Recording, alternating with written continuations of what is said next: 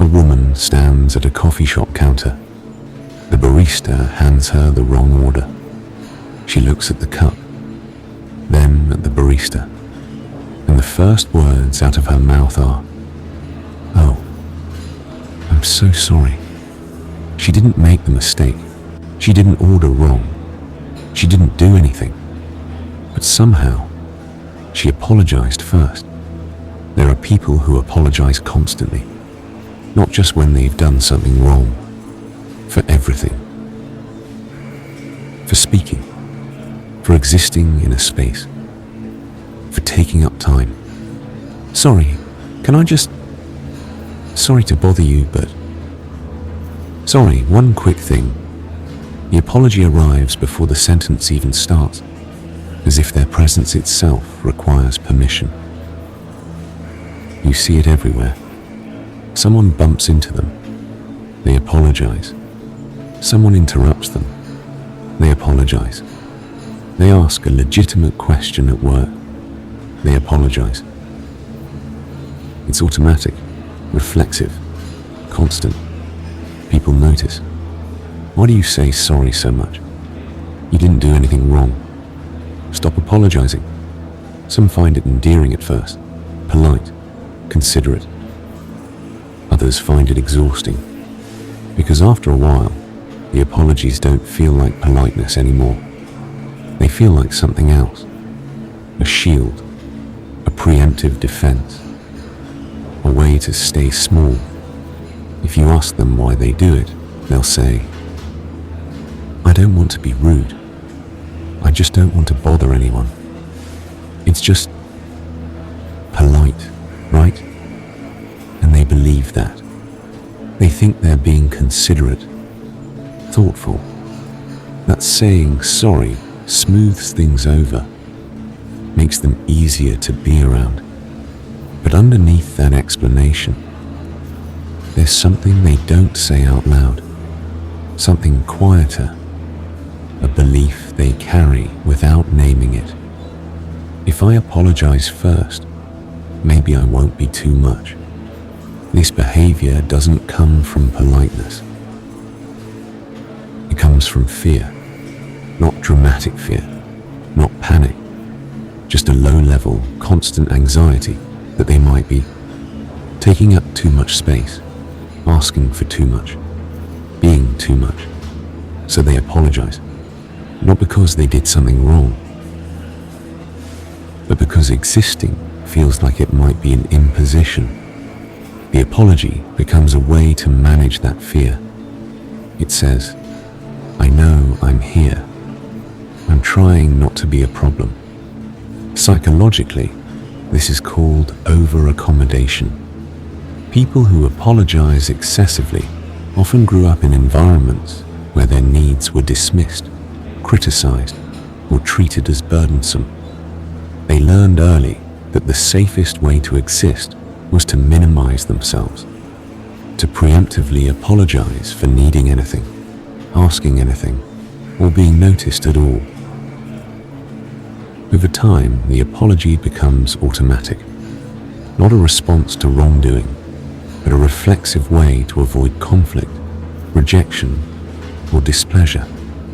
Inside their head, it sounds like this. If I ask this question, will they think I'm stupid? Better apologize first. If I say no, will they be upset? Better apologize while saying it. If I take up their time, will they resent me? Better make myself as small as possible. The apology isn't about the other person. It's about trying to control how they're perceived. If they apologize first, maybe people will be gentler. Maybe they'll forgive the intrusion. Maybe they won't reject them. It's a protective reflex, but it doesn't feel protective to them. It just feels normal. At first, people don't mind. They might even appreciate the politeness, but over time, something shifts.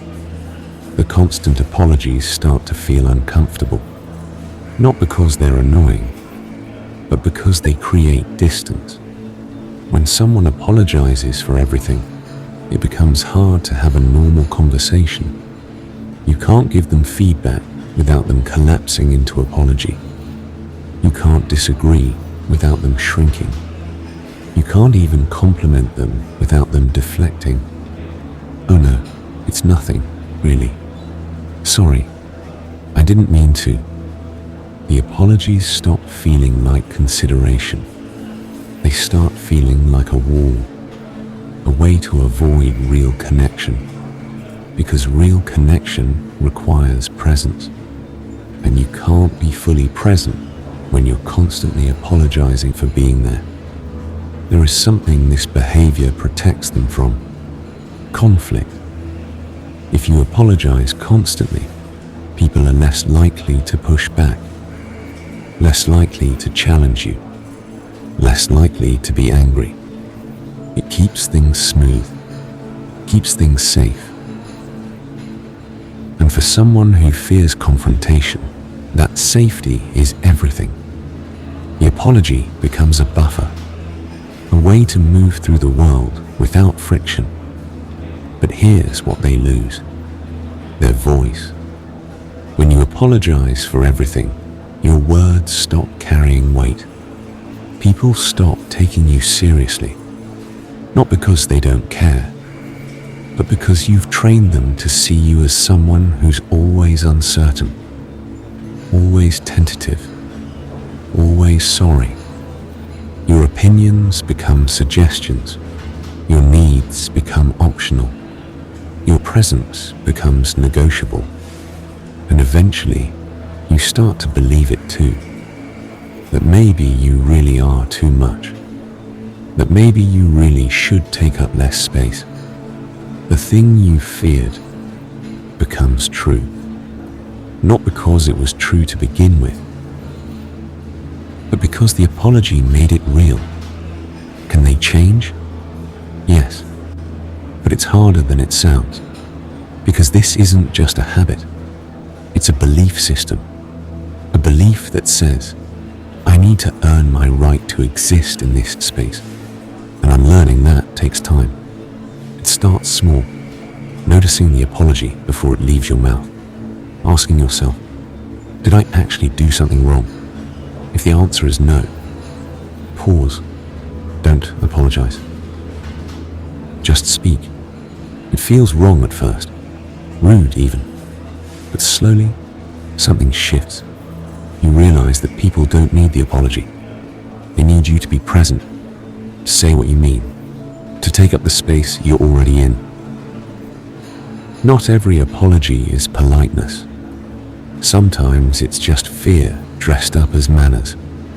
And the people who apologize too much aren't trying to be difficult. They're trying to be invisible. Because somewhere along the way, they learned that being small is safer than being seen. That safety isn't the same as connection, and politeness isn't the same as presence.